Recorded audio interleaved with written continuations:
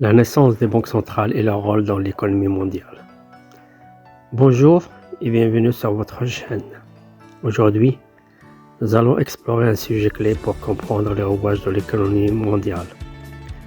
La naissance des banques centrales, leur rôle dans l'économie et leurs réponses face aux défis modernes comme les crypto-monnaies.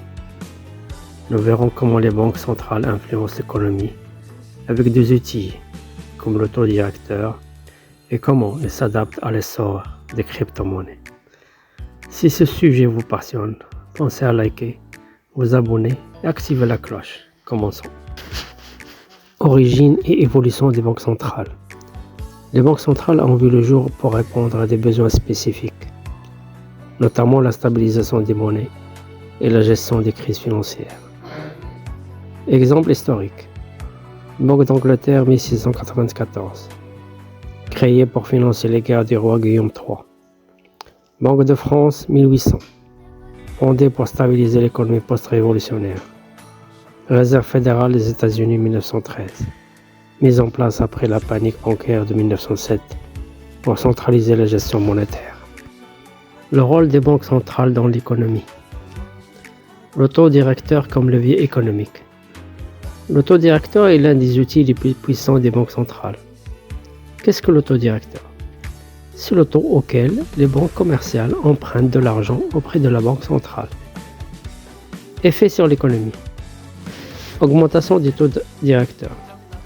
Alors l'augmentation du taux directeur ralentit l'économie en rendant les emprunts plus coûteux, ce qui réduit la consommation et l'investissement.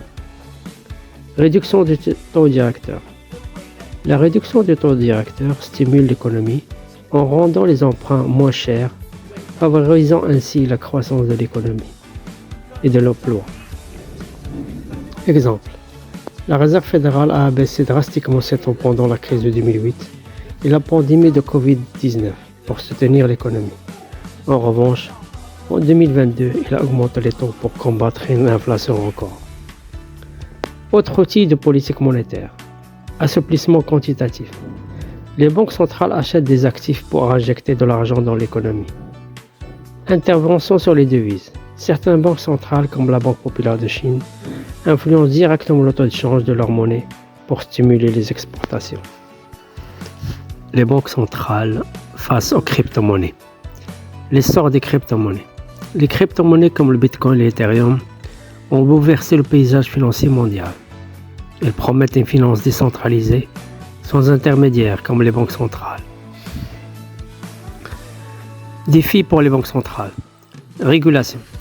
Les crypto-monnaies échappent souvent au cadre réglementaire traditionnel, ce qui pose des défis en matière de blanchiment d'argent et de fraude. Stabilité financière. La volatilité des crypto-monnaies peut représenter un risque pour les investisseurs et les économies. Compétition avec les monnaies traditionnelles. Dans certains pays comme le Salvador, le Bitcoin a été adopté comme une monnaie légale, ce qui met en question l'autorité des banques centrales locales. La réponse des banques centrales. Monnaie numérique de banque centrale, MNBC. De nombreuses banques centrales développent leur propre monnaie numérique pour contrer les crypto-monnaies privées. Exemple, la Chine teste activement son yuan numérique. La Banque centrale européenne étudie l'euro numérique. Avantage des MNBC. Ils offrent une alternative sécurisée et régulée en tirant parti des avantages de la technologie blockchain. Les banques centrales dans le monde. Les États-Unis et la Réserve fédérale. Le dollar américain reste la monnaie de réserve mondiale, renforçant l'influence de la Fed, soit la Réserve fédérale américaine. Europe et la BCE. La Banque centrale européenne, la BCE, gère l'euro pour 20 pays, jouant un rôle clé dans la stabilité de la zone euro. Pays émergents. Les banques centrales des pays comme l'Inde et le Brésil jonglent entre stabilité monétaire et croissance économique rapide. Afrique. Les banques centrales comme celle du Nigeria explorent également des MNBC pour moderniser leur système financier.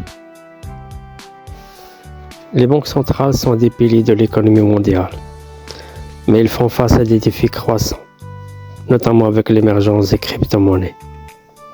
Que pensez-vous de ces évolutions? Les crypto-monnaies remplaceront-elles un jour les monnaies traditionnelles?